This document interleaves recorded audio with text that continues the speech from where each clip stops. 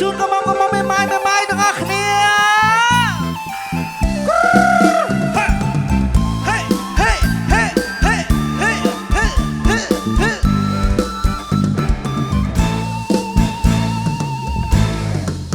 ដាច់ផ្ងាខ្លាំងណាស់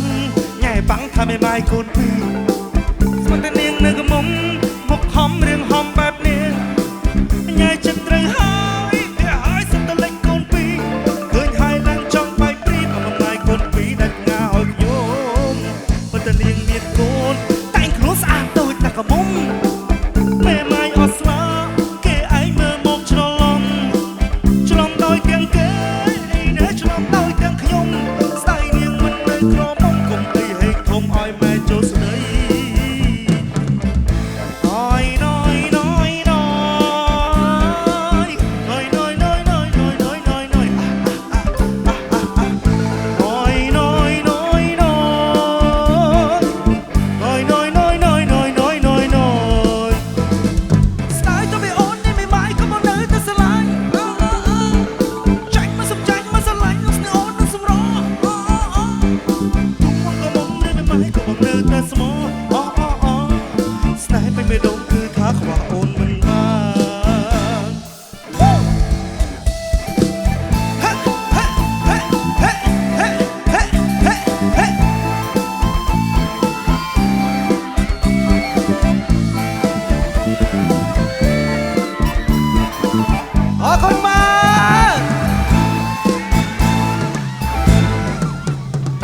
ខ្លាំងណាស់